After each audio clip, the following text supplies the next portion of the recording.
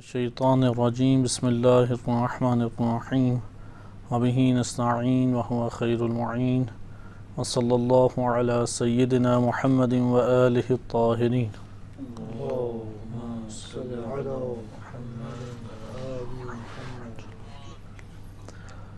نہج البلاغہ کی روشنی میں سیاست امام علی علیہ السلام کے موضوع کا ہم جائزہ لے رہے تھے۔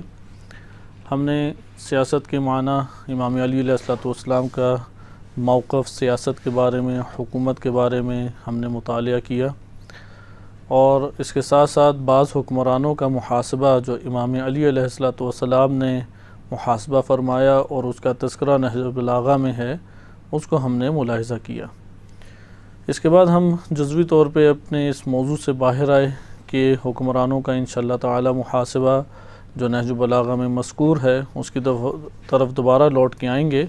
ہم پہلے یہ جائزہ لے لیں کہ امام علیہ السلام جس ملک اور ریاست میں تھے تو اس ملک اور ریاست کی جغرافیائی حدود کیا ہیں، یعنی اس کا حدود اربع کیا ہے۔ جیسے ابھی ہم کہتے ہیں کہ پاکستان کا حدود اربع کیا ہے، اسی طریقے سے ہم ادھر ایک سوال ابھارتے ہیں کہ امام علی علیہ السلام جس ملک کے خلیفۃ المسلمین، امیر المومنین اور امت اسلامیہ کے حاکم قرار پائے، اس اسلامی ریاست، اس کا حدود اربع کیا ہے، اس کی جغرافیائی حدود کیا ہیں۔ ہم نے گزشتہ درس میں اس حوالے سے قدر تفصیل سے مطالعہ کیا، اور ہمارے پاس یہ بات آئی کہ امام علیہ السلام جو موجودہ آج براعظموں کی تقسیم ہے، اس کے مطابق افریقہ کا مصر اور اس کے بعد کے علاقے امام کی ریاست کے ماتحت ریاست میں آتے تھے۔ اسی طرح سے ابھی جو ایران آج کا شمار ہوتا ہے، ایران میں کرمان تک، یعنی پاکستان ایران کے بلوچستان تک تقریباً حکومت امام علی علیہ السلام کی موجود تھی، اور پورا ایران امام علی علیہ السلام کی ریاست کے ماتحت آتا تھا۔ اسی طریقے سے ابھی موجودہ عراق، پورا کا پورا عراق وہ امام علی علیہ السلام کی ریاست کے ماتحت آتا تھا، اور اسی طرح سے شام کا ملک ہے کہ موجودہ جتنا بھی شام ہے وہ پورا کا پورا شام وہ امام علی علیہ السلام کے ماتحت شمار ہوتا تھا۔ یہ ریاست کی حدود تھی۔ اگر آج کے ہم جغرافیہ کو مد نظر رکھیں اور حدود اربع کو مد نظر رکھیں تو یہ ہمارے پاس جغرافیائی حدود امام علی علیہ السلام کے دور حکومت کی آتی ہے، یعنی اس دور کا اسلامی ملک اتنا وسعت رکھتا تھا۔ اس کے بعد ہم ملاحظہ کرتے ہیں کہ وہ کون سے علاقے تھے کہ جن میں بالخصوص فتنہ فساد برپا ہوا، اور اس کے بعد حکومت کیسے اس دور میں چلائی جاتی تھی۔ اس موضوع کو آج ہم انشاءاللہ تعالی ملاحظہ کریں گے۔ ہم اس کی طرف ابھی تفصیلی طور پہ نہیں آتے، کیونکہ یہ علاقوں کے نام ہمارے پاس آتے رہیں گے، اور آپ کی خدمت میں نقشہ جو اس دور کا ہے وہ نقشہ بھی آپ کو ارسال کیا گیا ہے، آپ اس کو انشاءاللہ توجہ سے دیکھیں اور علاقوں کے نام انشاءاللہ یاد کریں۔ بعض علاقوں کے نام آج بھی اسی طرح سے ہیں، جیسے کوفہ ہے، یا اسی طریقے سے کربلا ہے، دمشق ہے، شام ہے، اور اس طرح سے بعض آج بھی علاقے، یمن ہے، بحرین ہے، یہ اس دور میں بھی یہی نام تھے، اور آج بھی ان علاقوں کے یہی نام ہیں۔ بالخصوص جن علاقوں میں زیادہ فتنہ فساد برپا ہوا وہ کوفہ سے لے کے رقہ تک، کہ اب رقہ ابھی بھی اسی طرح سے نقشے میں موجود ہے، اسی نام سے موجود ہے۔ رقہ، قرقیسہ، یہ آج کے دور میں بھی یہاں پہ داعش نے آ کے قبضہ کیا اور اس کو دارالخلافہ بنایا تھا، اور ادھر ہی جنگ صفین ہوئی۔ بس کوفہ سے رقہ اور رقہ سے دمشق، یہ آپ ایک تکون کھینچ لیں، سارے ہمارے اکثر بیشتر فتنہ فساد ادھر ہوئے۔ اور پھر کوفہ سے ایک ہمارے پاس لائن آتی ہے نیچے کی طرف، یمن۔ یہ ٹوٹل ہمارے پاس 4 لائنیں بنتی ہیں جہاں پہ فتنہ فساد ہوئے۔ لیکن فتنہ فساد سے کیا مراد، یہ بہت اہم چیز ہے۔ امیر المومنین علیہ السلام کو جیسی ہی حکومت ملی تو اس دور کی بڑی بڑی دینی مذہبی شخصیات، جن کو امت اسلامیہ میں ایک قابل اعتماد ترین شخصیت یا اس دور کے مراجع شمار ہوتے تھے، جن کی طرف دین کو اخذ کرنے، دین کو لینے کے لیے رجوع کیا جاتا تھا، وہ تقریباً سارے کے سارے ایک جگہ جمع ہو کے امام علی علیہ السلام کے مقابلے میں آ گئے، اور اس طرح جنگ جمل ہوئی۔ اور جنگ جمل میں جب اللہ تعالیٰ نے امیر المومنین علیہ السلام کو کامیابی اور فتح عنایت فرمائی، تو امام علیہ السلام انہی کے باقول امام کے یہ کلمات ہیں کہ وہ فتنے کی اصل گڑھ کی طرف بڑھے۔ جنگ جمل سے بھی انہوں نے جنگ جمل سے پہلے بھی یہی ارادہ کیا ہوا تھا امام علی علیہ السلام نے کہ شام کے علاقے کو سب سے پہلے فتح کیا جائے، کیونکہ یہ سازشوں کا گڑھ ہے، اور اس کو شیطان کا گڑھ کہتے تھے کہ یہاں سے شیطان نے سینگ نکالے ہیں۔ نہج البلاغہ کی انشاءاللہ یہ تعبیرات آپ کی خدمت میں بیان کی جائیں گی۔ لیکن قبل اس کے کہ شام کی طرف حرکت کرتا ہے امیر المومنین علیہ السلام، تو اس وقت اکابر جو شخصیات تھیں، امت کی اکابر شخصیات، جیسے جناب طلحہ ہیں، جناب زبیر ہیں، جناب ام المومنین ہیں، یہ ساری کی ساری شخصیات امام علی علیہ السلام کے مقابلے میں بصرہ میں اکٹھی ہوگی اور جنگ جمل ہوئی۔ اور جنگ جمل کے بعد امام علی علیہ السلام نے پھر حرکت شروع کی کوفہ کی طرف، شام کی طرف۔ کوفہ کو دارالخلافہ بنایا اور شام کی طرف حرکت شروع کی۔ امام علیہ السلام نے جب کوفہ کو دارالخلافہ بنایا تو اب کوفہ سے کنٹرول کرنا آسان تھا۔ آپ نقشے میں دیکھیں کہ مدینہ منورہ سے کوفہ تک ایک بہت طویل زمینی فاصلہ ہے، یعنی 1000 کلومیٹر سے اوپر کا فاصلہ تقریباً یا اس کے قریب بن جاتا ہے۔ لہٰذا ایسا نہیں ہو سکتا تھا کہ مدینے سے امیر المومنین علیہ السلام اس سارے کے سارے امور کی نگرانی فرمائیں۔ اس لیے امام علی علیہ السلام نے سیاسی تدابیر اختیار کرتے ہوئے دارالخلافہ کو تبدیل کیا اور کوفہ کو دارالخلافہ بنا دیا۔ اب جب دارالخلافہ کوفہ بنا تو شام والوں کو بہت زیادہ خطرہ محسوس ہونے لگا، لہٰذا وہ طرح طرح کے طریقے سوچتے تھے کہ کس طریقے سے امام علی علیہ السلام کی حکومت کو ٹکنے نہ دیا جائے، یعنی پاؤں پہ کھڑے نہ ہونے دیا جائے۔ یعنی بھرپور کوشش ان کی یہ تھی کہ کسی طریقے سے امام علی علیہ السلام کسی طریقے سے ان کی حکومت اپنے پاؤں پہ کھڑی نہ ہو جائے، بس یہ خطرہ انہیں لاحق تھا۔ لہٰذا جو شام کی طرف سے طریقے اختیار کیے گئے جنگ سے ہٹ کے، کیونکہ جنگ تو آخری ایک سٹیج ہوتی ہے، جنگ سے ہٹ کے جو طریقے اختیار کیے شام کے باغیوں نے، ان میں سے پہلا طریقہ ہے پروپیگنڈا اور با اثر شخصیات کو خریدنا۔ یہ آج بھی دنیا بھر کی سیاستوں میں یہ طریقہ کار چلتا ہے، اور جاسوس بھی اسی طرح سے خریدے جاتے ہیں، حکمران خریدے جاتے ہیں، اور یہ آج بھی چل رہا ہے۔ حتیٰ کہ مملکت اسلامیہ ایران، اس میں آج بھی یہ مشکلات کو اس اعتبار سے جھیل رہے ہیں کہ ڈالر جو ہے وہ بڑے بڑے افراد کو، بافہم افراد کو خرید کے یورپ کے ممالک میں پہنچا دیتا ہے، اور ان کے عزائم وہ یہاں پہ پورے کرتے ہیں۔ لہذا شام کے باغیوں نے بھی یہی طریقہ کار اختیار کیا، اور انہوں نے بڑی بڑی شخصیات کو مال دے کے خریدنے کی کوشش کی، اور انہوں نے سب سے پہلے جن شخصیات پہ ہاتھ ڈالا وہ امام علی علیہ السلام کی طرف سے جو منصبوں پہ تھے حکومت کے، یا امام کی طرف سے حکمران بنائے گئے تھے، ان کو خریدنے کی کوششیں کیں۔ عوام الناس میں تو انہوں نے سرکردہ افراد کو بڑے پیمانے پہ خریدا ہی، لیکن دوسری طرف بھی خریدنے کی کوشش کی۔ شام کے باغیوں نے یہ نہیں کیا تھا کہ پیسے کے لالچ میں فوج تیار کی ہو، ان کی جو فوج تھی وہ اپنے امیر کی اطاعت کرتی تھی۔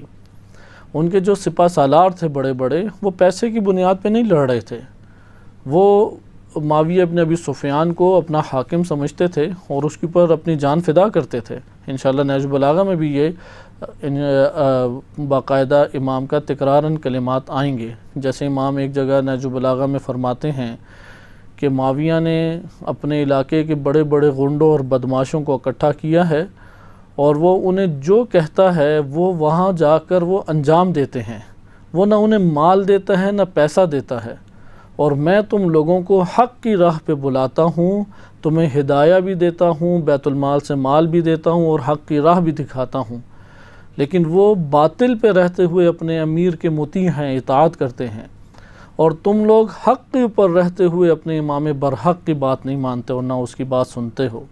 یعنی تعجب کی امام علیہ السلام، غم اور اندوہ میں امام نے اس طرح کے خطبات ارشاد فرمائے کہ انشاءاللہ وہ جلد تفصیل سے آپ کی خدمت میں ذکر کیے جائیں گے۔ لیکن آپ نے ملاحظہ کیا کہ کیسے شام کے باغیوں نے گٹھ جوڑا. انہوں نے یعنی معاویہ ابن ابی سفیان نے مال شام کے غنڈوں اور بدماشوں کے اوپر نہیں لگایا، اپنے سپہ سالاروں کے اوپر مال نہیں خرچ کیا اندھا دھون.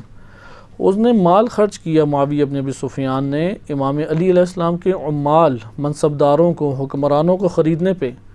امام علیہ السلام کے علاقوں میں رہنے والے سرکردہ با اثر افراد کو کے اوپر انہوں نے وہاں پہ خریدنے کی کوشش کی، جیسے زیاد بن ابی کا ہم تفصیلی طور پہ جائزہ پڑھ چکے ہیں. اسی طرح سے اور ایسی شخصیات ہیں کہ بعد کے ایام میں یہی چیز امام حسن مجتبیٰ علیہ السلام کی شہادت کا باعث ان کی جو زوجہ بنی، اسے بھی اسی طرح سے خریدا گیا. یا اسی طریقے سے اور ہمارے پاس ایسے آتے ہیں جیسے مسقلہ بن حبیرہ ہے، اسے ایک نو خریدا گیا، امام کا عامل تھا. انشاءاللہ ابھی یہ سب تذکرے اگلے مرحلے میں آئیں گے کہ جب ہم حکمرانوں اور منصبداروں کا محاسبہ پڑھیں گے. خلاصہ کلام کہ پہلی چیز ہے کہ جو خریداری کا طریقہ کار ہے، افراد کو خریدنا اور ان کے ذریعے سے پروپیگنڈے کرنا، اور امام علیہ السلام کی حکومت کو ہلانا توڑنا. کیونکہ جب ایک با اثر شخصیت وہ ایک جگہ کو چھوڑ کے چلی جاتی ہے تو وہاں پہ اگلا بندہ آ کے فوراً اس جگہ کو سنبھال نہیں سکتا. یعنی بندہ تو آئے گا لیکن اس کو قدم جماتے ہوئے ٹائم لگے گا، وقت لگے گا. سیاست کے اندر قدم رکھتے ہوئے اسے کئی تجربات سے گزرنا ہے، لوگوں کا اعتماد حاصل کرنا ہے، کئی چیلنجز آئیں گے کہ جن کا اس نے مقابلہ کرنا ہے. اس لیے ایک بندے کا متبادل فوراً ایک لحظے میں نہیں ہو جاتا. اس لیے امام علیہ السلام کی حکومت کو کمزور کرنے کے لیے شام کے باغیوں نے یہ چال چلی اور اس جگہ پر اس کو ضعیف اور کمزور کرنے کی کوشش کی بندے خرید کے. دوسرا اہم طریقہ کار جو پہلے کی نسبت مؤثر ترین بھی تھا، وہ ملک کے اندر ناامنی کو پھیلانا تھا. دوسرا اہم طریقہ کار ملک کو ناامن کر دینا. یہ والا طریقہ بھی آج بھی باطل گروہ شیاطین اس طریقے کو اختیار کرتے ہیں. ہر دو طریقے یہ قدیم زمانے سے چلے آ رہے ہیں.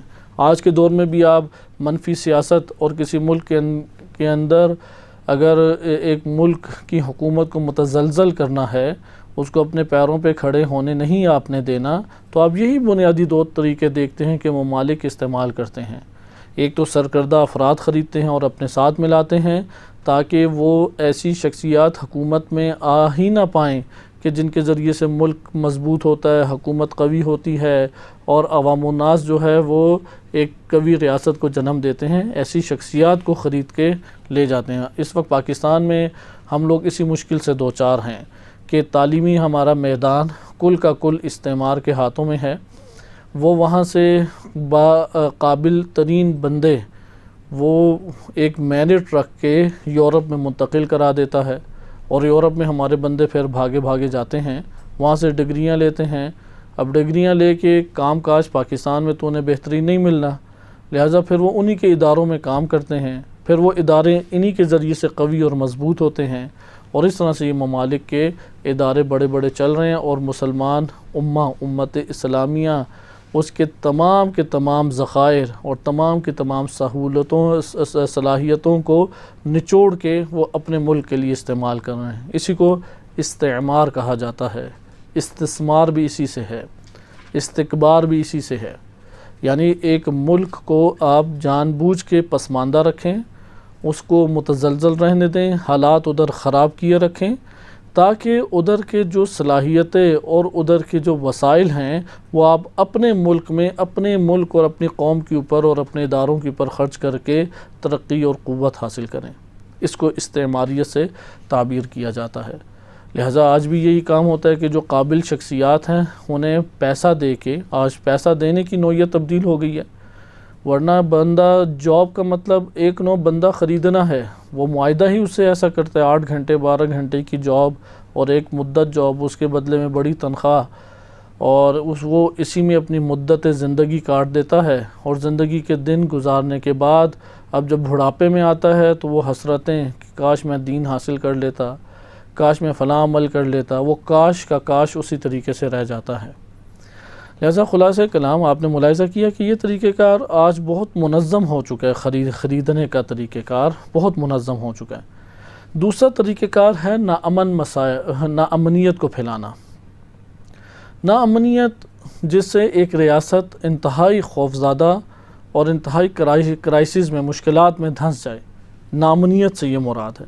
لہذا شام کے باغیوں نے یہ کام کرنا شروع کر دیا ہے کہ امام علی علیہ الصلوۃ والسلام کی جن حدود میں جس مقدار میں حکومت تھی، ادھر ناامن حالات پیدا کرنے لگ گئے۔ ناامن حالات میں دو چیزوں کو انہوں نے ملاحظہ کیا، یعنی دو چیزوں کو قوت سے برپا کیا۔ اس میں پہلی چیز ہے قتل و غارت، کیونکہ جب ایک گھرانے میں قتل و غارت ہو جاتی ہے تو اس کے دل میں خوف اور ڈر جو ہے وہ دل کے اندر بیٹھ جاتا ہے، وہ سہمے ہوئے لوگ ہوتے ہیں، انہیں آہستہ آہستہ اپنی ریاست سے اعتماد اٹھنا ختم ہوتا چلا جاتا ہے، وہ ناامنیت کا احساس کرنے لگتے ہیں، اور اسی طرح سے وہ پھر آہستہ آہستہ اپنے حاکموں سے بدظن ہونے لگ جاتے ہیں۔ یہ رعیت آج بھی پاکستانی قوم میں بھی آپ یہ ملاحظہ کر سکتے ہیں کہ ان کا جب ایک جگہ خود کش حملہ ہو گیا تو اب دفاعی اداروں سے اعتماد ہٹنا شروع ہو جائے گا۔ جن کا کام مجرموں کو پکڑنا ہے جیسے پولیس وغیرہ، ان کے اداروں کے اوپر عوام کا اعتماد ختم ہونا شروع ہو جائے گا، وہ اپنے اسکاؤٹ رکھنا شروع کر دیں گے۔ اسکاؤٹ اپنے آنا اور اسکاؤٹس کا خود سے وہاں پہ سیکورٹی کا سسٹم سنبھالنا، یہ سب سے بڑی دلیل ہے کہ اس ریاست کی جو دفاعی ادارے ہیں وہ امنیت کو بحال کرنے میں ناکام ہیں، اور وہ یہ عمل انجام دینے سے قاصر ہیں، یعنی مجرموں کے ہاتھ اتنے قوی ہیں۔ لہذا یہی کام ریاست شام نے، یعنی شام نے امیر المومنین علیہ الصلوۃ والسلام کی ریاست میں کیا، کیونکہ قبضہ کر لیا ایک علاقے میں، شام کے علاقے میں۔ اب وہاں پہ تین بڑی شخصیات تھیں جنہیں آپ کہہ سکتے ہیں کہ شام کے تین بڑے بدماش، جسے امام علی علیہ الصلوۃ والسلام نے انتہائی ان کی مذمت کی۔ ان میں سے ایک ہے بصر بن ابی ارطاہ۔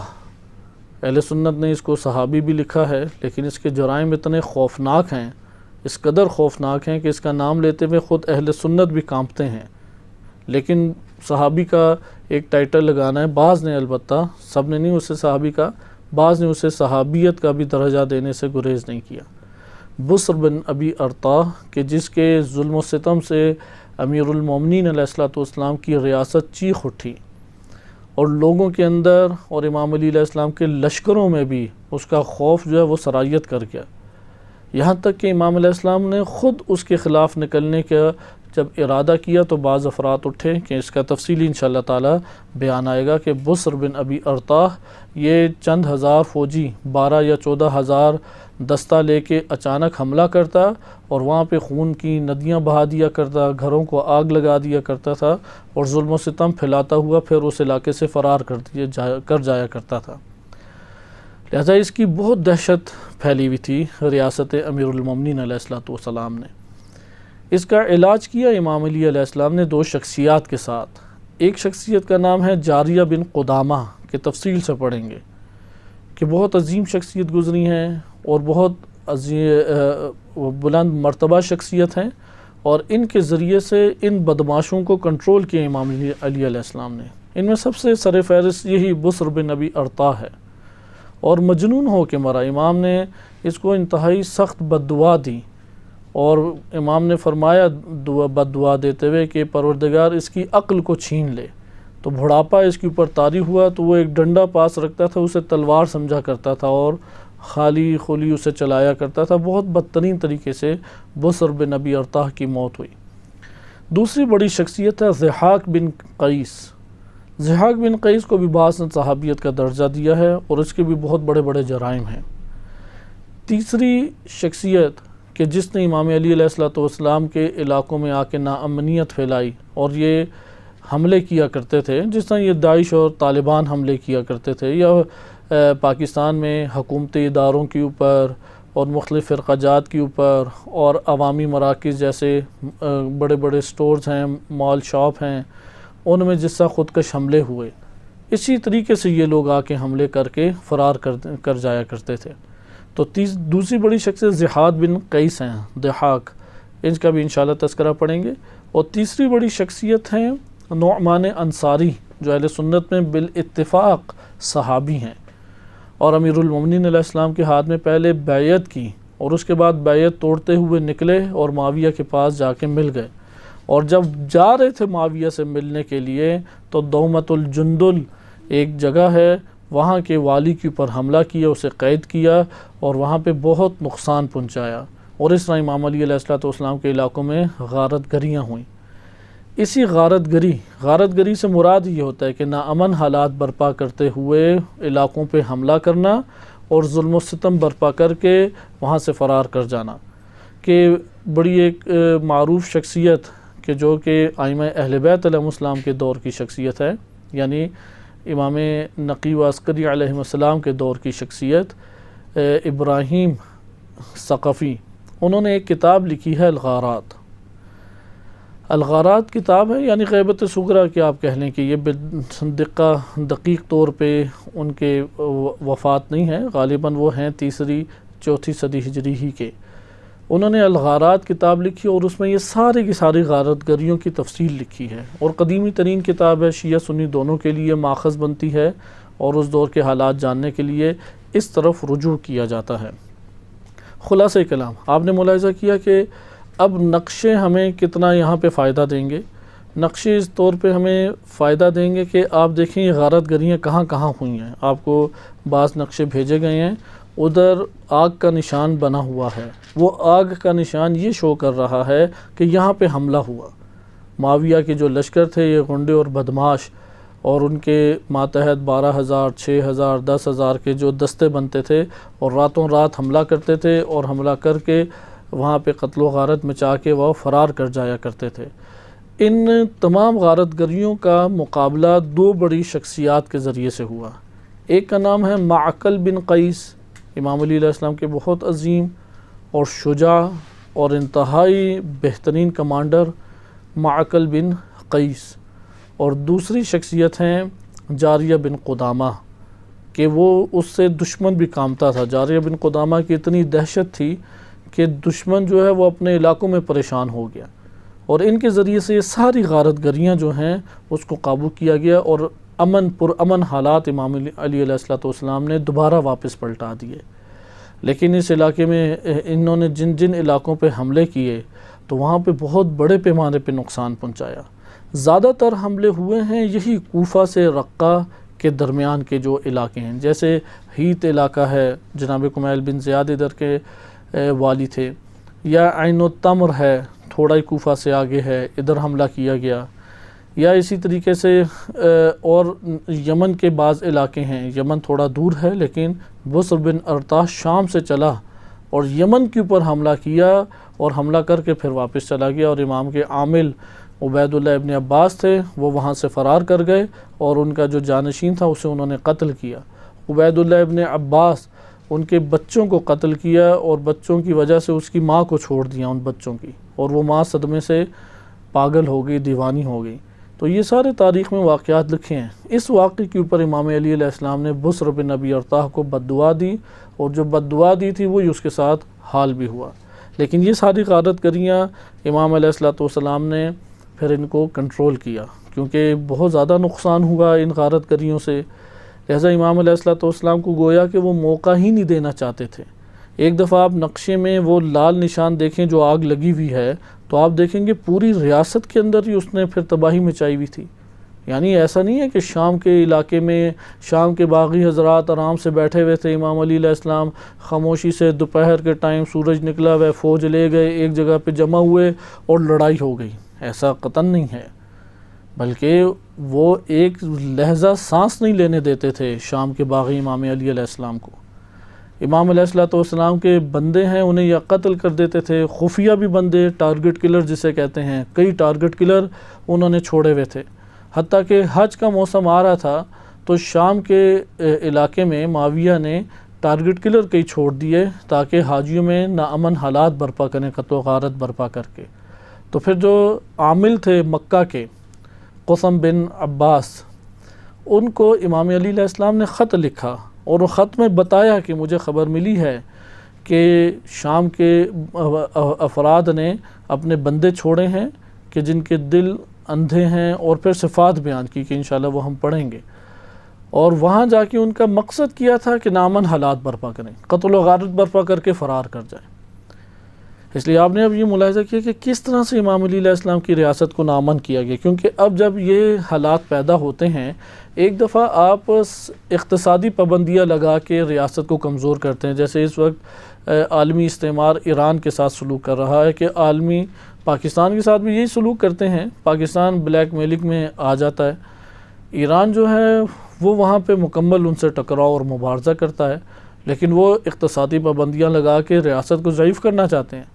ایسی صورت میں حکومتیں سٹینڈ لے کے اپنے آپ کو قائم رکھتی ہیں، جیسے ایران کا ملک چل رہا ہے، اور کئی ممالک ہیں کہ جو اس پابندیوں میں چل جاتے ہیں۔ خود ہمارا وطن عزیز ہے، کئی پابندیاں ابھی بھی لگی ہوئی ہیں لیکن وہ چل رہا ہے۔ لیکن جب یہ والے ناامن حالات آتے ہیں کہ ابھی ایک شہر میں دھماکے ہو گئے، دوسرے شہر میں قتل و غارت، تیسرے شہر کی خبر پہنچتی ہے وہاں پہ اتنے بندے مارے گئے، تو اس سے پوری ریاست جو ہے وہ ناامن ہو جاتی ہے۔ اور پھر جو ایک سٹرکچر حکومت کا بنایا ہوتا ہے، مثلا غریبوں کے لیے کچھ پہنچانا ہے، زخمیوں کے لیے کچھ پہنچانا ہے، وہ سارے سلسلے بند ہو جاتے ہیں، کیونکہ راستے ہی ناامن ہو چکے ہیں۔ وہ جس راستے سے آپ بھیجیں گے وہ لوٹ لیتے تھے ان راستوں کو۔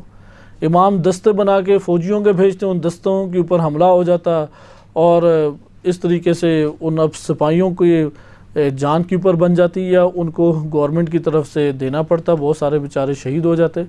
لہٰذا سپاہی بھی ڈرتے تھے ان تین بدماشوں کے اوپر ہاتھ ڈالتے ہوئے۔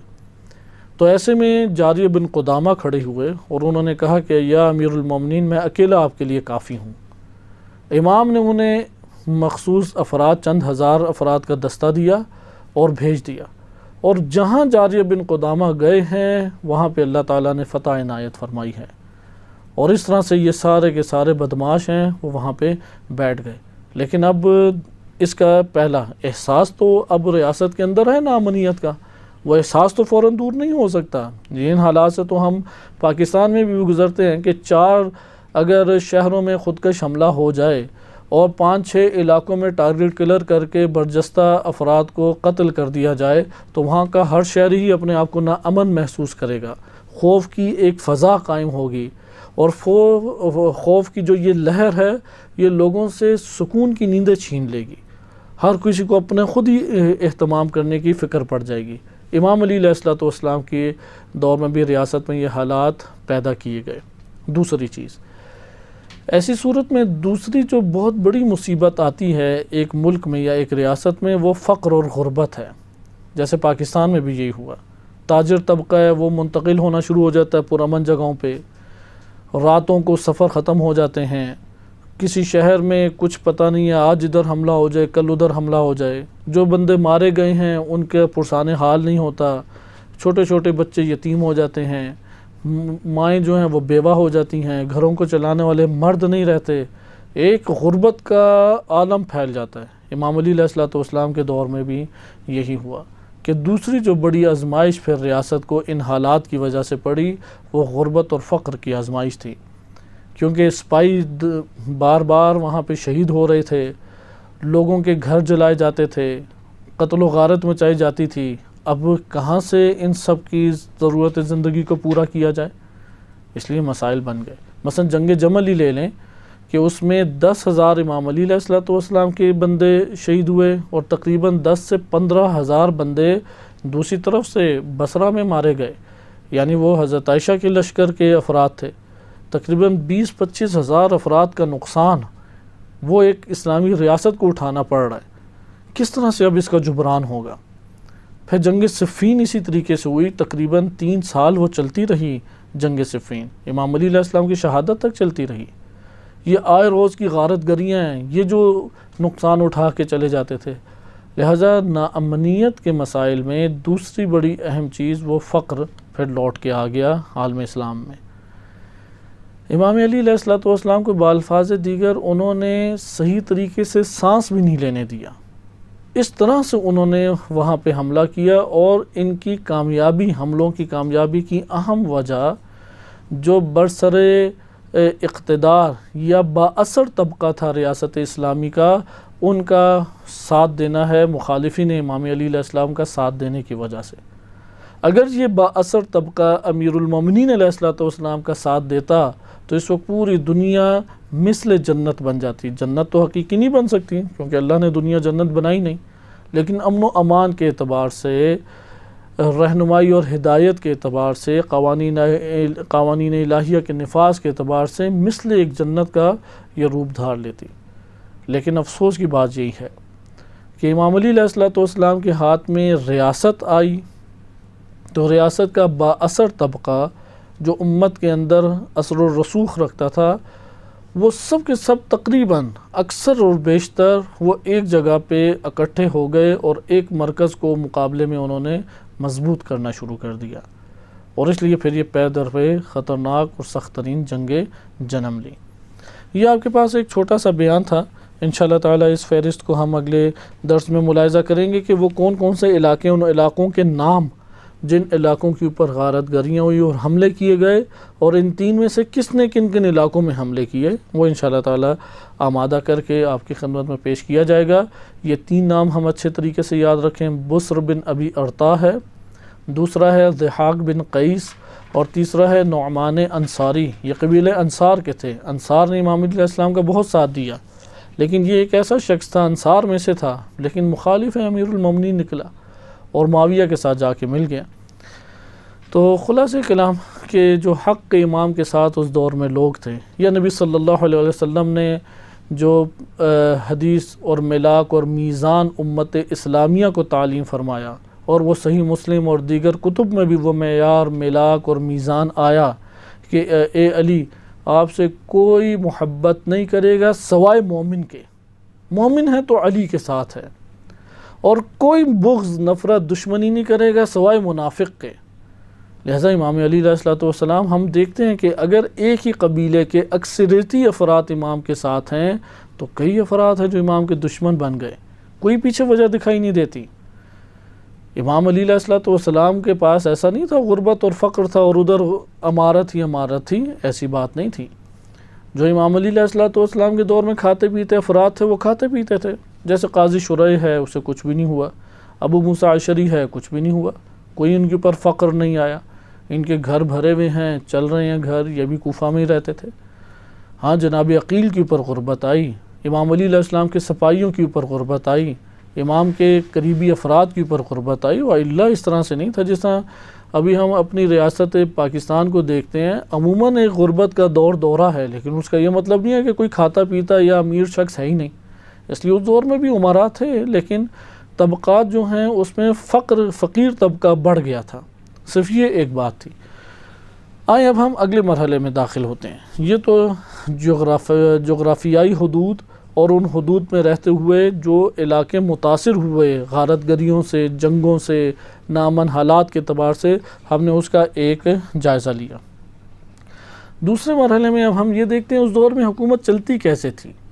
جیسے آج کے دور میں ہم دیکھتے ہیں ہماری حکومت ہے، قومی اسمبلی ہے، ادھر ایک بل پاس ہوتا ہے، اسپیکر پھر اس کو آگے لے جاتا ہے، پارلیمنٹ میں بھی ڈسکس ہوتا ہے، وزیر اعظم صاحب اس کا اجرا کرتے ہیں، وزیر اعظم کے ماتحت وزراء ہیں علاقوں میں، اور وہ وزراء ان کے ماتحت ادارے ہیں جو اجرا کرنے والے ادارے ہیں، اور اس طرح ایک حکم وزیر اعظم سے وزراء تک، اور وزراء کے بعد اداروں میں، اور اداروں سے پھر نیچے جو ذیلی ادارے ہیں ان کے ذریعے ریاست میں وہ قابل عمل انجام پاتا ہے۔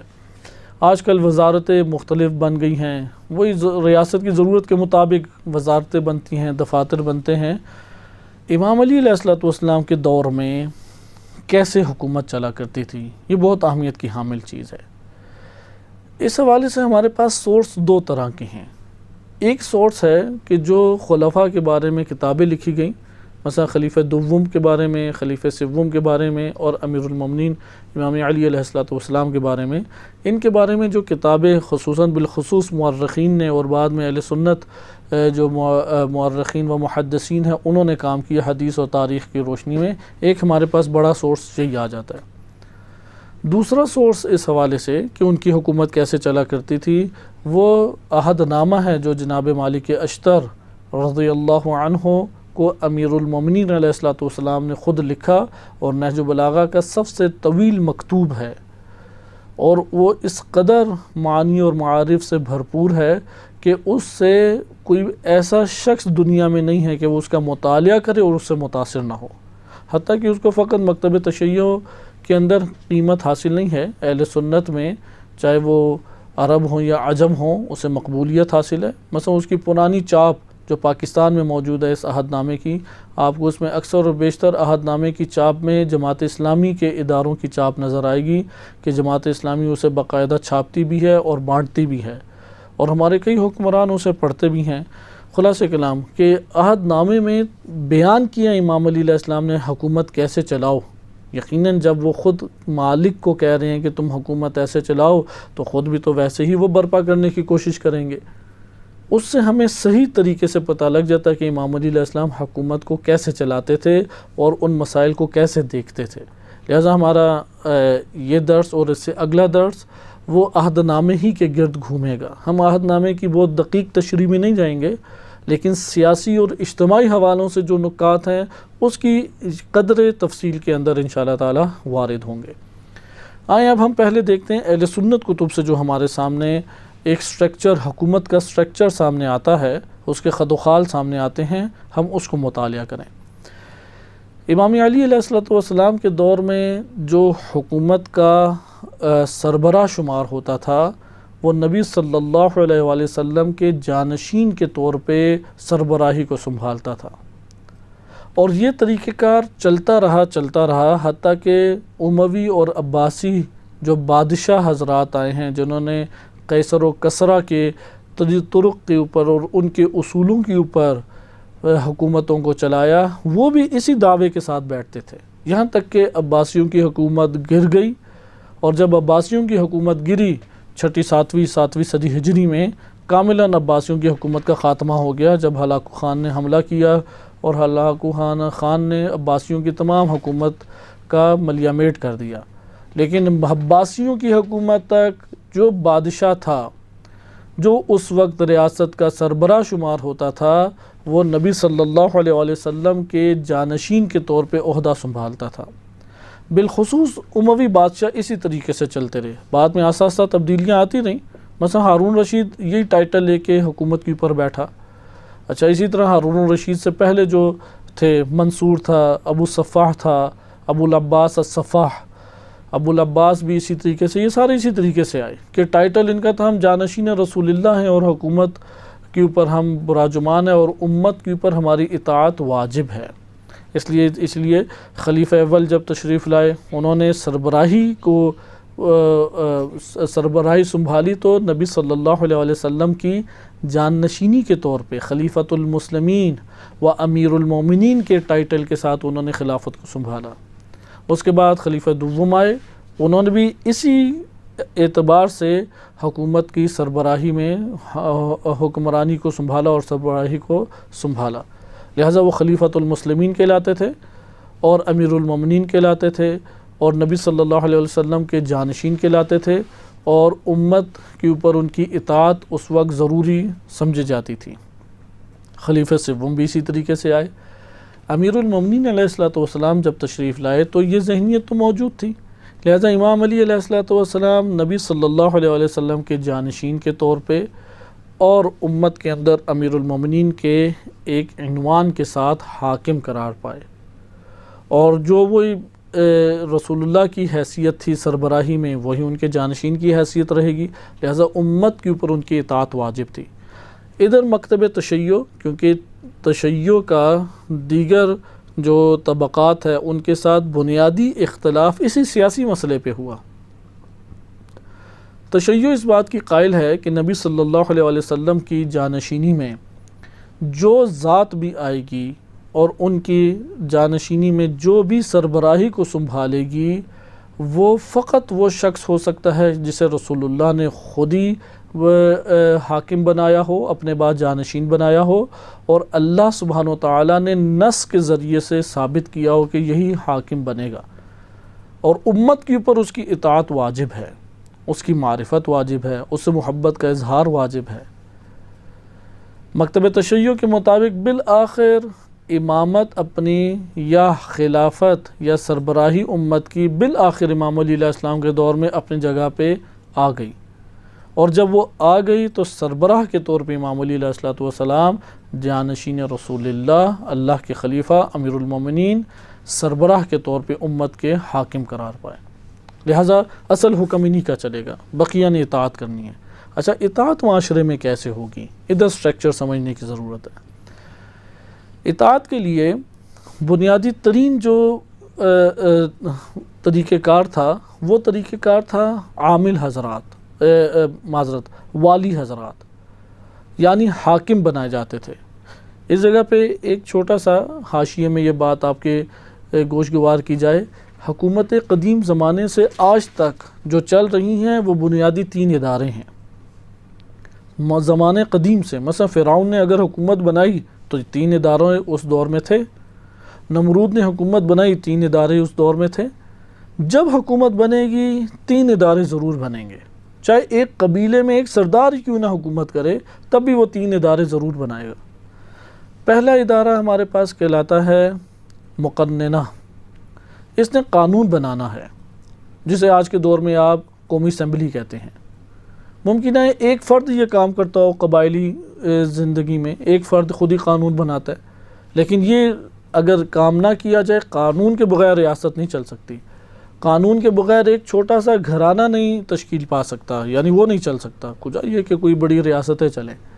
لہذا مقننہ یہ پہلا ادارہ ہے کہ جو کسی بھی ریاست کے لیے، چاہے وہ حق ریاست ہو یا باطل حکومتیں ہوں، مقننہ کے بغیر ریاستیں نہیں چلتی۔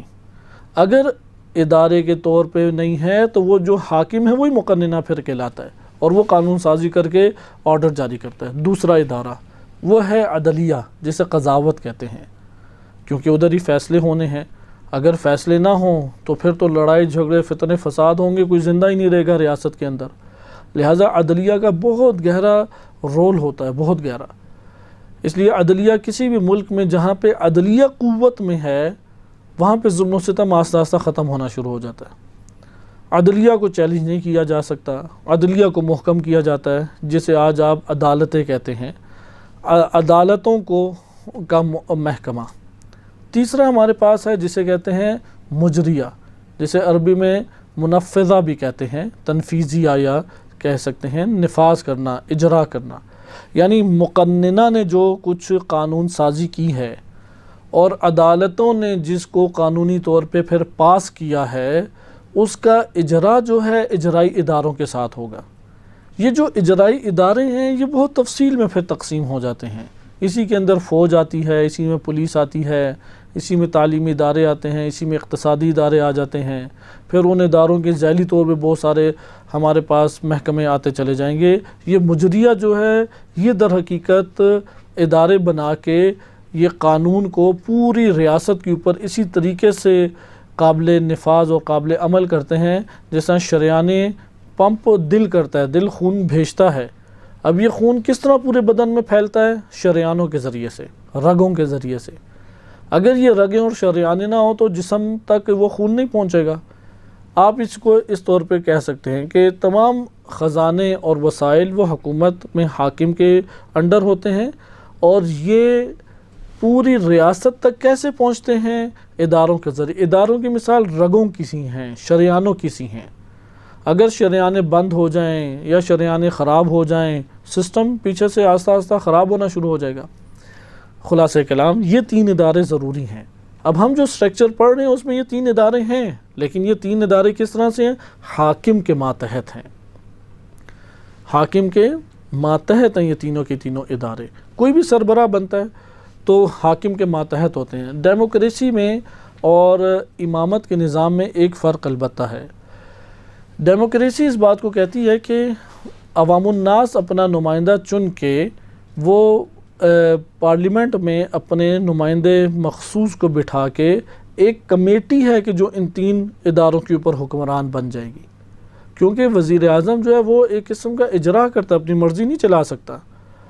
جو پارلیمنٹ میں یا قومی اسمبلی میں اکثریتی افراد نے فیصلہ کیا ہے، وہ اکثریتی افراد کے فیصلے کو پوری قوم کے سامنے نشر کرے گا۔ اسپیکر تو اس ہال کے اندر کرتا ہے بس۔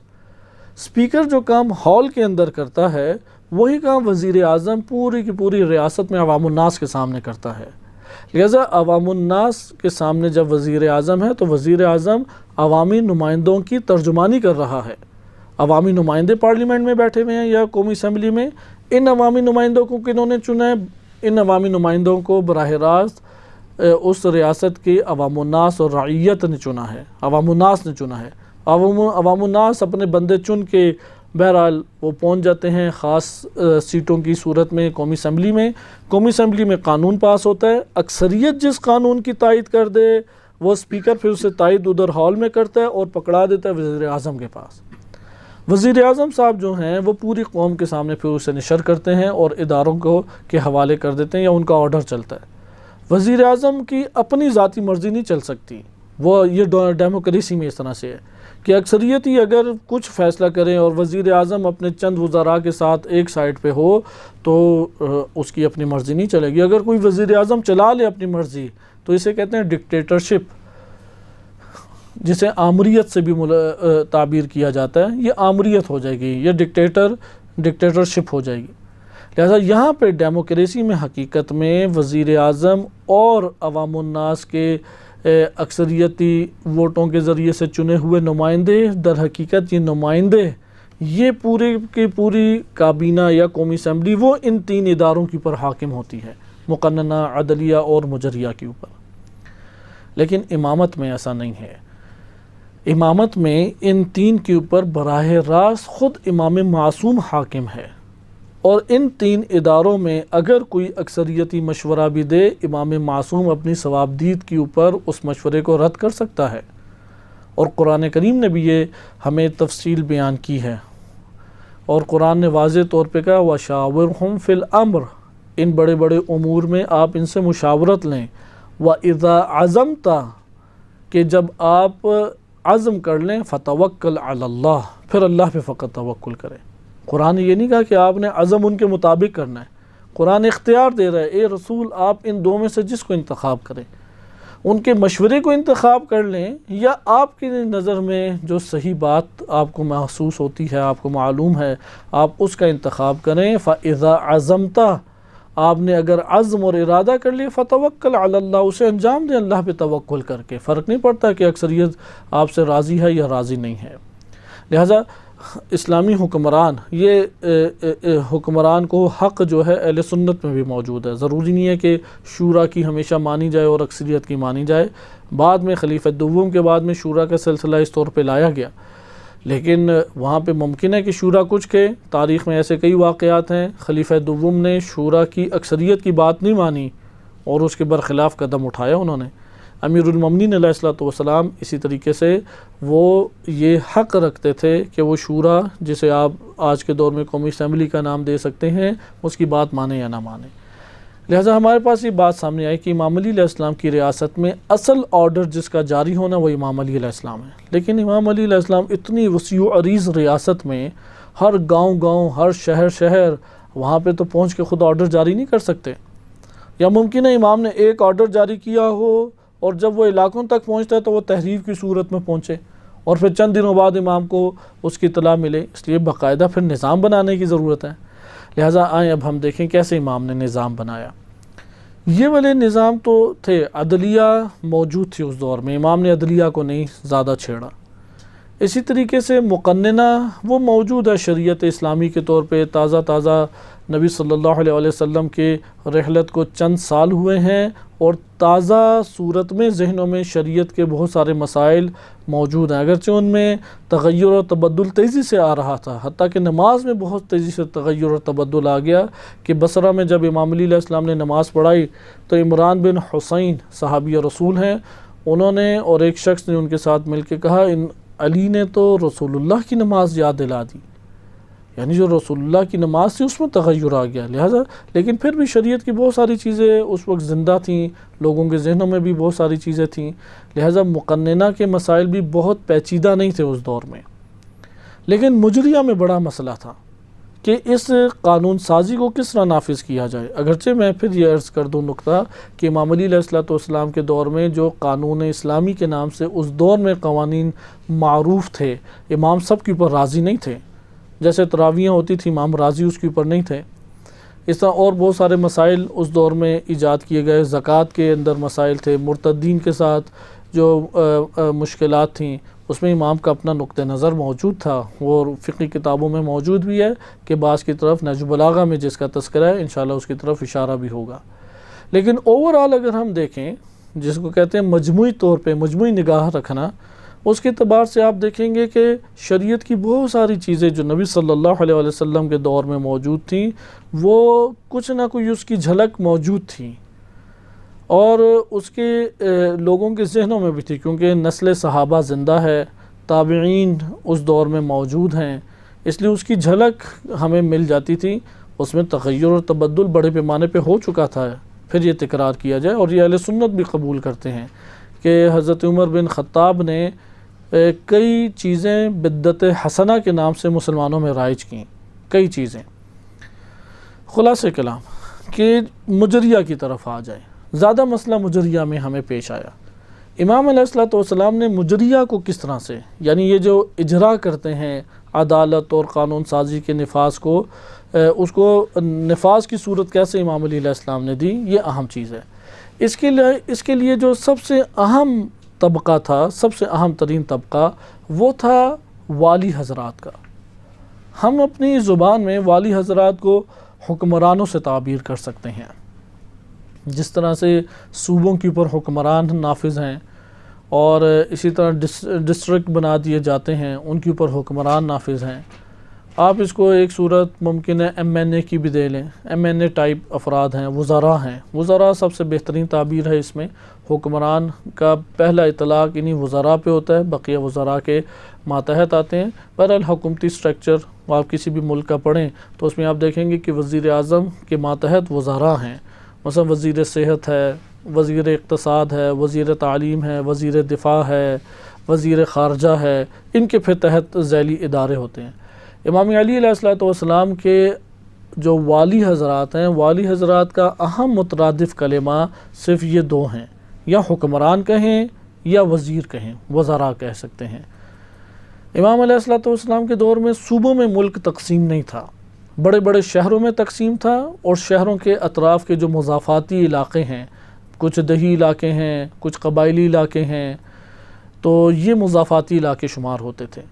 تو جو شہر ہوتا تھا اسے مرکز بنا دیا جاتا تھا، اور مرکز کے ارد گرد جو چھوٹے چھوٹے شہر یا مضافاتی علاقوں میں گاؤں موجود تھے یا قصبے موجود تھے، وہ اسی شہر کے ماتحت آ جاتے تھے۔ اس طور پہ جو بڑے بڑے شہر موجود تھے ان کے نام ہمیں یاد کرنے چاہیے۔ ان میں سب سے بڑا نام تو خود کوفہ کا ہے، دارالخلافہ بھی تھا، اور اس کے ماتحت کئی آ جاتے تھے۔ دوسرا بڑا نام بصرہ کا ہے، مثلا بصرہ کی آپ دیکھیں مرکزی شہر تھا، اور اس شہر کے ارد گرد اتنا وسیع و عریض علاقہ آتا ہے کہ آدھا ایران، جو آج کے دور میں آپ ایران دیکھ رہے ہیں، کیونکہ سارا ایران تو اس وقت آباد نہیں تھا، جتنا آباد ایران موجود تھا اس میں آدھے سے زیادہ ایران اسی بصرہ کے ماتحت آتا تھا۔ لہذا بصرہ کی مضافاتی علاقے جیسے اہواز ہے، فارس کا علاقہ ہے، اسی طرح سے کردستان کے علاقے ہیں، کرمان کے علاقے ہیں، ہمارے بلوچستان کے قریب تک وہ حدود پہنچ جاتی تھیں، یہ سارے کے سارے بصرہ کے ماتحت آ رہے ہیں۔ اچھا، آپ دوسری طرف سے آئیں آپ، اور ہمارے پاس جو بڑے علاقے بنتے ہیں وہ شام ہے، اسی طرح مصر ہے، بہت بڑا نام تھا مصر کے نام لے کے آپ تقریباً سارے افریقہ کے علاقے اس کے ماتحت قرار دے سکتے ہیں۔ شام کا علاقہ آپ کہہ کے شام کے مضافات میں جتنے علاقے ہیں، یعنی آج کی تقسیم کے مطابق اردن ہے، فلسطین ہے، یا اسی طرح سے عراق کے بعض علاقے آ جاتے ہیں، وہ حدود اس کی شام کے ماتحت اس دور میں آتی تھی۔ اسی طرح آذربائیجان کا علاقہ ہے، یہ علاقے بڑے بڑے نام ہیں۔ بحرین ہے، اس وقت بحرین کافی بڑا تھا، موجودہ جو عرب امارات ہے اس کے کئی حصوں کو شامل تھا۔ کویت موجودہ اس پورے کویت کو شامل تھا، عرب امارات کو شامل تھا، بحرین بہت بڑا علاقہ تھا، یمن اسی طرح، یمن 3 حصوں میں اس دور میں تقسیم ہوتا تھا، یعنی آج کی تعبیر کے مطابق عمان اور یمن ایک ہی ملک شمار ہوتا تھا، اور سعودی عرب کا علاقہ 3 حصوں میں اس دور کا یمن تقسیم ہوتا تھا۔ ایک ہے صنعا کہہ کہ آپ موجودہ پورا یمن لے سکتے ہیں۔ دوسرا ہے حضرموت، وہ آج بھی آپ نقشے میں دیکھیں، حضرموت جو ہے وہ سعودی عرب کا بنجر وہ علاقہ ہے جو جس کی سرحدیں عمان اور یمن دونوں سے ملتی ہیں، یہ اس جگہ پہ ملکہ بلقیس حضرت سلیمان علیہ السلام کے دور میں ریاست کو آباد کیا ہوا تھا. ابھی بالکل ہی بنجر علاقہ، یہ کچھ بھی ادھر آباد نہیں ہے، بہت بڑا صحرائی اور بنجر علاقہ ہے اور یمن اور عمان کی سرحد پر مشتمل ہے. اس دور کا یمن اس کو شامل تھا. اور تیسرا ہے جند کا علاقہ. یہ جند کا علاقہ، اس کا بیان نہج البلاغہ میں آئے گا. اس کے والی جو ہیں یا اس کے عامل، اس کو امام علی علیہ السلام نے مخاطب ہوئے اور اسے مکتوب بھی اس کے لیے لکھا ہے. انشاءاللہ اس کا بیان نہج البلاغہ کے زمرے میں آئے گا. آپ دیکھ رہے ہیں یہ بڑے بڑے علاقے اس دور کے ہیں. یمن ہے، بحرین ہے، کوفہ ہے، بصرہ ہے، شام ہے، مصر ہے. اور امام علی علیہ السلام کی سب سے بڑی جو فوج موجود تھی وہ مصر میں تھی. ان تمام علاقوں میں سب سے بڑی جو فوج، یعنی فوجی حضرات لشکر کے اندر جن علاقوں سے سب سے بڑے پیمانے پہ بھرتی ہوتے تھے وہ مصر ہے. جیسے کہ امام علی علیہ السلام نے نہج البلاغہ میں بھی فرمایا ایک خط میں کہ میں تمہیں اس جگہ بھیج رہا ہوں جہاں پہ میری سب سے بڑی سپاہ موجود ہے. یہ مصر کی جگہ تھی.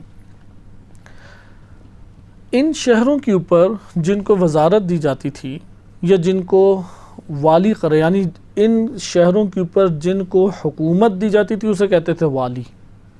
مثلا مصر کے اوپر بنایا سب سے پہلے قیس بن سعد بن عبادہ رضی اللہ عنہما، ان کو سب سے پہلے بنایا. ان کو سازشی کر کے ہٹا دیا گیا. پھر جناب محمد بن ابی بکر رضی اللہ عنہ ان کو بنایا، اور ان کی شہادت کے بعد جناب مالک اشتر رضی اللہ عنہ ان کو وہاں پہ والی بنایا گیا.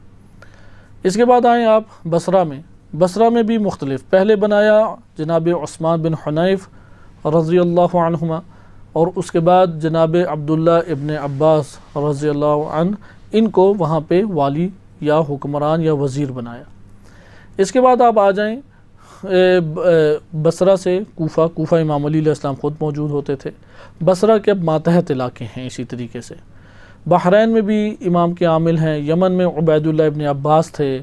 مکہ بھی ایک اہم علاقہ اس دور میں شمار ہوتا تھا، لیکن وہ کیونکہ دینی تقدس رکھتا تھا اس لیے ادھر ہنگامے برپا نہیں کیے جاتے تھے، مگر یہ کہ حاجیوں کے روپ میں کسی کو پکڑ لیا جائے.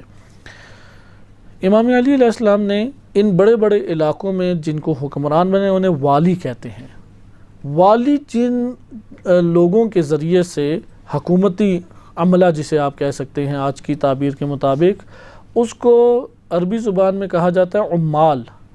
عمل سے ہے، عمل سے عامل یعنی کام کرنے والا. عامل کی جمع ہے عمال. بس آپ نے ادھر ملاحظہ کیا کہ امام علی علیہ السلام ان کے ماتحت آ رہے ہیں والی یا وزراء یا حکمران، ان کے ماتحت آ رہے ہیں عمال، عامل حضرات. عامل حضرات ان کے ماتحت مختلف ادارے آ جاتے تھے. ایک ہی شہروں کا حساب کیا ہوا تھا. یہ شہر اپنا سارا کا سارا حساب کتاب امام علی علیہ السلام کو بھجواتے تھے. مثلا بصرہ کے ماتحت کرمان ہے، احواز ہے، فارس، یہ سارے علاقے آ رہے ہیں. اس علاقے میں جو عامل ہوں گے، مثلا خراج کا کوئی عامل ہے، کوئی فوج کے اوپر عامل بنایا گیا ہے، کوئی غریب و فقیروں میں مال تقسیم کرنے کا عامل بنایا گیا ہے، یہ سارے عامل حضرات جواب دہ ہوتے تھے جو والی ہے یا حاکم ہے بصرہ کا. اور بصرہ کا جو حاکم ہے وہ سارے اموال جم کر کے اور سب تفصیلات جم کر کے وہ امام علی علیہ السلام کو بھجوا دیتا تھا. اس طرح سے یہ حکومت چلا کرتی تھی. لہٰذا ہمارے پاس یہ تین اہم آ جاتے ہیں مرتبے. پہلا مرتبہ امام علی علیہ السلام یعنی حاکم کل، اس کے ماتحت آ جاتے تھے والی حضرات، حکمرانوں کے ماتحت آ جاتے تھے عامل حضرات. اب فوج کے اوپر جس کو آج کے دور میں آپ یہ کہہ سکتے ہیں کمانڈ، مختلف لشکروں کی کمانڈ جن کے ہاتھ میں ہوتی ہے، اب اسے ڈیل کون کرتا تھا؟ اسی شہر کا جو حکمران ہے. امام علی علیہ السلام پوری فوج کی کمانڈ کرتے تھے، لیکن یہ فوج بنتی کیسے تھی؟ بصرہ والے اپنے طرف کمانڈ کے بندے بھیج دیں گے، کوفہ والے اپنے کمانڈ کے بندے بھیجیں گے، مصر سے ایک آ جائے گے لشکر. امام علی علیہ السلام ان لشکروں کو جمع کر کے پھر اوپر ایک سپہ سالار مقرر کر دیا کرتے تھے، جسے آپ چیف آف آرمی سٹاف آج کے دور میں کہہ سکتے ہیں. لہٰذا اس طرح سے ہمارے پاس یہ حکومت چلتی تھی. حکومت چلانے کے لیے اس دور میں تو کوئی کمپیوٹرائز سسٹم نہیں تھا، لہٰذا اس دور میں در حقیقت خط و کتابت کے ذریعے سے دستور جاری ہوتے تھے. خط و کتابت دو طرح کی ہوتی تھی. ایک ہے عمومی خط و کتابت، وہ رسمی طور پہ جاتا، یعنی خط کو پڑھنے والا باقاعدہ شعبہ تھا۔ مثلا اگر امام نے بصرہ میں جناب عبداللہ ابن عباس کے پاس اپنا بندہ بھیجا ہے تو وہاں پہ عبداللہ ابن عباس خط لے کے فوراً نہیں پڑھیں گے، وہاں پہ اس دستے کے اوپر لکھا ہوگا، وہ مہر ہوتی تھی، اس مہر کو پھاڑا جاتا تھا، اگر وہ پہلے سے پھٹا ہوا ہو تو پتہ لگ جاتا تھا، اور اس کے مطابق ہی اگر لکھا ہوتا تھا کہ یہ عبداللہ ابن عباس کے علاوہ کوئی نہ کھولے تو کوئی نہیں کھولتا تھا۔ لیکن اگر لکھا ہوتا کہ نہیں وہاں پہ جا کے پڑھ دو، عبداللہ ابن عباس بیٹھے ہوں گے، وہ جو لے کے جانے والا ہے وہ وہاں پہ نمائندہ کھولے گا اور امام کا دستور پڑھ دے گا، وہ سب سنیں گے اور پھر اجرا جو ہے وہ حاکم ادھر کا کرائے گا۔ لہٰذا یہ عمومی خط و کتابت تھی۔ ایک خصوصی رازدارانہ ہوتی تھی، اس کے بندے ہی جدا ہوتے تھے، وہ پہچانے ہی نہیں جاتے تھے۔ اس کو امام علی علیہ السلام اپنے طریقے سے استعمال کرتے، بعض اوقات حکمرانوں کے ہاتھ پہنچانا مقصد ہوتا تھا، بعض اوقات عاملین تک پہنچانا مقصد ہوتا تھا، بے شک ان کے شہر کے جو والی ہے اسے پتہ ہو یا نہ ہو، عامل حضرات کو امام علی علیہ السلام ڈائریکٹ بھی کنٹرول کر لیا کرتے تھے، لیکن ایسا قلیل ہے، زیادہ تر وہ شہروں کے اوپر جو انہوں نے حکمران یا وزراء بٹھائے تھے انہی کے ذریعے سے کنٹرول کیا کرتے تھے، لیکن یہ خفیہ خط و کتابت کا تھا۔ بس آپ نے ادھر یہ اندازہ لگایا کہ ریاست کے اندر سب سے حساس ترین چیز وہ پھر یہ مکتوبات بن جاتے تھے، اسی لیے کتابت کا شعبہ وہ خطرناک ترین اس وقت شعبہ تھا۔ جیسے آج کے دور میں وزیر اعظم صاحب ہیں، انہوں نے بل پاس کر دیا تو وہ جس کے ہاتھوں میں بل جائے گا وہ وہاں پہ ممکن ہے کوئی ترمیم کر دے اور وہ آگے غلط فیصلہ سنایا جائے۔ اب جب تک پکڑیں گے تب تک پتہ نہیں کتنے مسائل کھڑے ہو چکے ہوں گے۔ پھر آج کے دور میں تو چلو سارے کی ساری سائنسی ایجادات کی وجہ سے سہولت موجود ہے، اس دور میں اس طرح کے مسائل تھے کہ وہاں پہ کئی مہینے لگ جاتے تھے۔ اس لیے یہ زیاد بن ابی کا جو ہم پیچھے محاسبہ پڑھ چکے ہیں اسے کاتب کی پوسٹ پہ رکھا ہوا تھا، اور جب کاتب کی پوسٹ پہ رکھا ہوا ہے اس کا مطلب ہے اسی نے سارے خطوط لکھنے ہیں، اسی نے ساری کتابت لکھنی ہے۔ یہ ہمارے پاس 3 شعبے بنتے ہیں، ان 3 میں آخری شعبہ ہمارے پاس ہے موظفین۔ موظفین وہ لوگ ہوتے تھے جو منصبداروں کے ماتحت تھے۔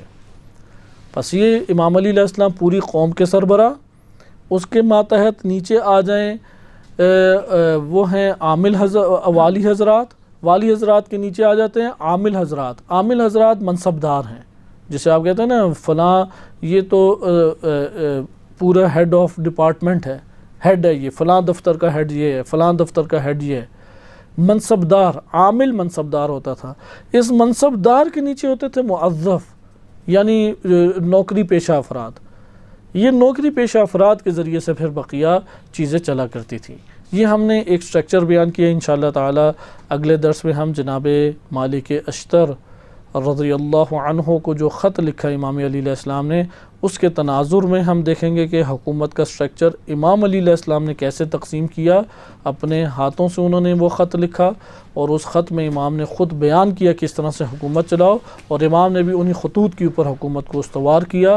اور اسی ضمن میں انشاءاللہ تعالی ہم پڑھیں گے کہ نظام اقتصادی اس دور میں کیسے برپا ہوتا تھا، کیونکہ کسی ملک کو چلانے کے لیے دفاعی ادارے اور اقتصادی ادارے اور عدلیہ، یہ 3 ادارے بہت ضروری ہیں، بہت ہی ضروری، وإلا ایک ریاست کبھی بھی اپنے پیروں پہ کھڑی نہیں ہوتی۔ انشاءاللہ ہم اگلے درس میں یہ بھی ملاحظہ کریں گے کہ عدلیہ اور اقتصاد اور دفاع یعنی دفاعی ادارے، یہ 3 شعبے کس طریقے سے امام علی علیہ السلام نے ہینڈل کیے۔ وصلی اللہ علی سیدنا محمد وآلہ الطاہرین۔